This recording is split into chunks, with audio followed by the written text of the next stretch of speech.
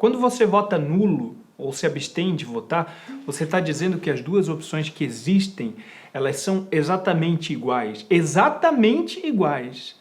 Porque se uma opção é 5% melhor, que seja 1% melhor, não tem por que deixar a outra opção vencer. Por exemplo, se você, como eu, odeia bife de fígado e você só tem duas opções de almoço, uma é o bife de fígado e outra é o mesmo bife de fígado, só que com 2 batatas fritas. Que venham as 2 batatas, pelo menos. A gente pode lutar por uma feijoada na próxima refeição. Agora, uma dessas opções vai ter que vir de qualquer jeito.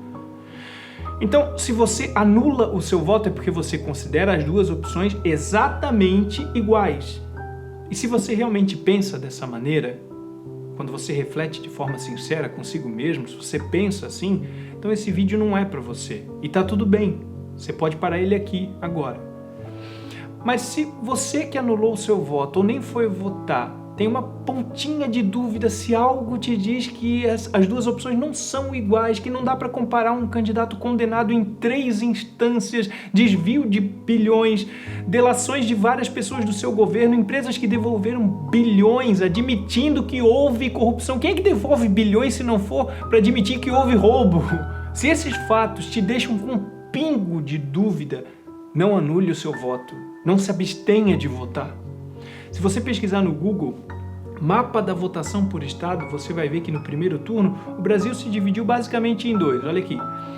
Parte de baixo, um candidato. Parte de cima, outro. Com uma exceção, olha só. Roraima, lá no canto. Roraima, rodeada por uma hegemonia petista em volta, foi o estado que mais votou no Bolsonaro. Mais que Santa Catarina, mais que São Paulo, qualquer outro estado do sul ou sudeste. Por que Roraima é o estado que mais votou no Bolsonaro, com cerca de 70% dos votos, no meio de um mar de hegemonia petista? Esse estado assiste 500 a 1.000 venezuelanos entrarem diariamente em Roraima em estado de miséria. Média de 15 quilos mais magros, porque estão na miséria, tendo que comer, e não é força de expressão, eles estão tendo que comer o próprio cachorro, o próprio animal de estimação, porque eles estão morrendo de fome. Roraima está vendo isso. A gente não precisa ver isso também. E você sabe qual é o candidato que apoia os ditadores da Venezuela? Não é uma opinião minha, é um fato, dá um Google aí que você vai encontrar. Você pode não ter ido votar ou anulado o seu voto até como uma forma de protesto, e eu entendo mesmo, entendo. Mas o que eu peço agora é que se esses fatos que eu mencionei te deixam, nem que sejam um pouco com a pulga atrás da orelha, um pouco inclinado a querer ver longe do Brasil uma realidade como essa, não deixe de ir votar e não anule o seu voto. Ah, pode ser que nem seja assim. Pode ser. Como pode ser que seja. E se for, a gente vai desejar muito não ter deixado acontecer.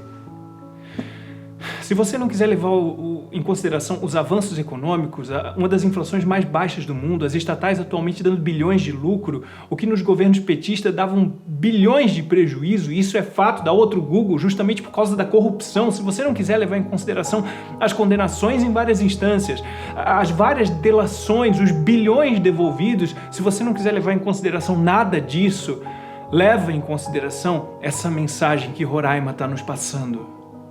Estão apavorados com a realidade que estão vendo na Venezuela. Leva em consideração os próprios venezuelanos que hoje moram no Brasil e, ao serem questionados sobre e se o Lula ganhar, eles afirmam que vão ter que fugir de mais um país, agora do Brasil. Pela última vez eu repito, se alguma coisa que eu falei te deixou com 1% de dúvida, 1% inclinado a achar, a perceber que as duas opções no segundo turno não são iguais, não deixe de votar. Não anule o seu voto.